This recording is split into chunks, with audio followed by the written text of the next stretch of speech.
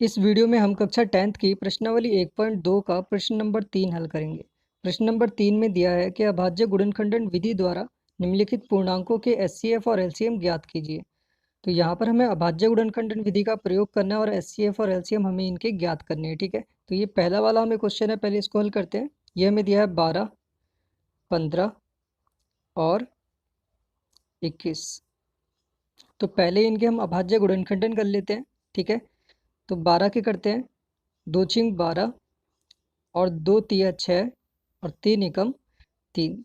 तो यहाँ 12 के अभाज्य गुणनखंडन आ गए 2 गुणा 3। तो यहाँ पर हमें 2 जो है वो 2 बार दिया हुआ है। ठीक है, इसलिए हम यहाँ लिख सकते हैं 2 की घात 2 गुणा 3। ठीक, जो संख्या हमें जितनी बार दी होती है उसकी घात उतनी ही हो जाती है। जैसे 2 हमें यहाँ 2 बार दिया है तो उसकी घात 2 हो गई। ठीक है, अब यहाँ पे हम 15 के अभाज्य गुणनखंडन लिख देते हैं। 15 के अभाज्य गुणनखंडन करेंगे तो 3 पंजे 15 और 5 एकम 5। ठीक है, तो ये आ गए 3 और 5, तो यहाँ लिख देंगे 3 गुणा 5। यहाँ पर हम 21 के कर लेते हैं, 3 सत्ते 21 और 7 एकम 7। ठीक है, तो 21 के अभाज्य गुणनखंड आ गए 3 गुणा 7। अब हम इसका एचसीएफ ज्ञात कर लेते हैं। अब एचसीएफ वो संख्या होती है जो तीनों में दी होती है। ठीक है, तीनों में कॉमन होती है। तो ऐसी कौन सी संख्या है जो तीनों में दी हो? 12 के गुणनखंड में भी, 15 में भी और 21 में भी। तो यहाँ पर 3 दिया है, यहाँ पर भी 3 दिया है और 21 वाले में भी 3 है। ठीक है, तो इसका जो एचसीएफ है वो 3 हो जाएगा। अब हम लिख लेते हैं इसका एलसीएम। अब एलसीएम में जो हमें ये उभयनिष्ठ संख्या दी होती है इसको हम सिर्फ एक बार लिखते हैं। ठीक है, तो हम यहाँ लिख देंगे 3 गुणा, बाकी जितने हमारे नंबर बच जाएंगे उन सबको लिख देंगे। इसमें 7 बच गया तो 7 लिख दिया, इसमें 5 और इसमें 2 की घात 2। 2 की घात 2 का मतलब 2 गुणा 2, तो यहाँ आ जाएगा 2 गुणा 2।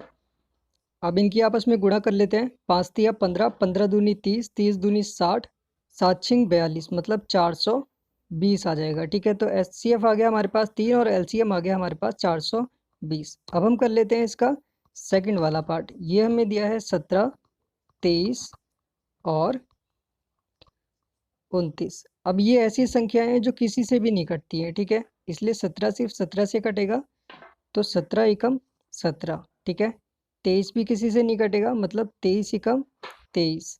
और 29 भी किसी से नहीं कटेगा। ठीक है, तो 29 एकम 29। तो यहाँ पे आ जाएगा 17 बराबर। ठीक है, 17 के गुणनखंड कितने आए? 17 ही आया है। और 23 के सिर्फ 23 आया है। ठीक है, और 29 के सिर्फ 29 आया है। अब देखो, अगर हम किसी भी संख्या की गुणा 1 से करते हैं तो कोई फर्क नहीं पड़ता है। ठीक है, जैसे 2 की गुणा अगर हम 1 से करेंगे तो 2 एकम 2, सिर्फ 2 ही आ जाता है। मतलब किसी भी संख्या की गुणा हम 1 से करेंगे तो वो उतना ही आता है। तो हम यहाँ पर क्या करते हैं, गुणा 1 कर देते हैं सब में। ठीक है, क्योंकि यहाँ पे हमें कोई भी गुणनखंड एक्स्ट्रा नहीं दिया है, क्योंकि इसकी ज़रूरत हमें एचसीएफ निकालने में पड़ेगी। ठीक है, क्योंकि एचसीएफ में हमें क्या चाहिए होता है, जो संख्या तीनों में कॉमन होती है, उभयनिष्ठ होती है। ठीक है, तो इस अब 17 में, 23 में और 29 में ऐसी कौन सी संख्या है जो तीनों में दी हो? ठीक है, तो यहाँ पर भी 1 है, यहाँ पर भी 1 है और यहाँ पर भी 1 है, तो इसका एचसीएफ हो जाएगा 1। अब हम निकाल लेते हैं इसका एलसीएम। ठीक है, तो एलसीएम में जो संख्या हमें तीनों में कॉमन दी होती है उसको सिर्फ एक बार लिखते हैं, तो यहाँ आ जाएगा 1 गुणा, बाकी जो हमारी बच गई 17 गुणा 23 गुणा 29। अब ये जो नंबर दिए इनकी आप गुणा करके देख लेना। गुणा करने के बाद में आएगा 1 1 3 3 9। ठीक है, तो इसका एचसीएफ हो गया 1 और एलसीएम हो गया 11,339। अब हम इसका लास्ट वाला पार्ट कर लेते हैं। ठीक है, लास्ट वाला पार्ट हमें दिया है 8, 9 और 25। ठीक, अब इनके अभाज्य गुणनखंड कर लेते हैं।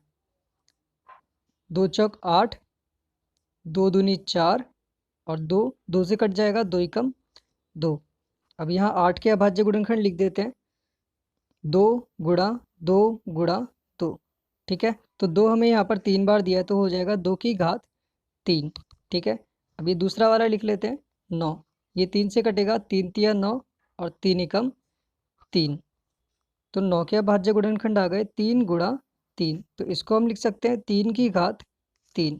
यहाँ पे आएगा 25 का। ठीक है, तो 5 पंजे 25 और 5 एकम 5। तो 5 के अभाज्य गुणन 25 के अभाज्य गुणनखंड आ गए 5 गुणा 5। 5 भी यहाँ 2 बार लिखा है तो हम इसे लिख सकते हैं 5 की घात 2। सॉरी, यहाँ पर 3 2 बार लिखा हुआ है तो यहाँ आ जाएगा 3 की घात 2। अब HCF निकालना है इसका, ठीक है। HCF निकालने के लिए हमें क्या देखना होता है कि इन तीनों में कौन सी संख्या कॉमन है, ठीक है, कौन सी उभयनिष्ठ है। तो यहाँ पर ऐसी कोई संख्या नहीं दी है, ना इसमें दी है ना इसमें दी है, ठीक है। इसमें 2 है, इसमें 2 नहीं है, तीनों में अलग अलग नंबर है, ठीक है। किसी में भी कोई भी नंबर मैच नहीं कर रहा है, ठीक है। तो हम यहाँ पर क्या करेंगे, जैसे हमने ऊपर वाले में किया था, गुणा 1, इसमें भी गुणा 1, इसमें भी गुणा 1, क्योंकि 1 से अगर हम इसकी मल्टीप्लाई करते हैं तो कोई फर्क नहीं पड़ेगा, ठीक।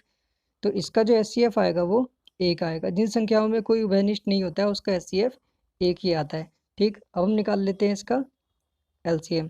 तो उभयनिष्ठ संख्या सिर्फ एक बार लिखी जाती है, 1 गुणा बाकी 2 की घात 3 गुणा 3 की घात 2 गुणा 5 की घात 2। तो एक को अब हम लिखेंगे नहीं यहाँ पे, ठीक है। 2 की घात 3 का मतलब हुआ 2 की गुणा 3 बार, ठीक है। तो 2 दूनी 4, 4 दूनी 8, तो ये 8 आ गया, गुणा 3 तिया 9, और ये हो गया 5 पंजे 25। अब 25 अट्ठे होता है 200, ठीक है। 200 की गुणा 9 से करेंगे मतलब 9 दूनी 18, मतलब 1800। तो इसका LCM आ गया 1800 और HCF आ गया 1।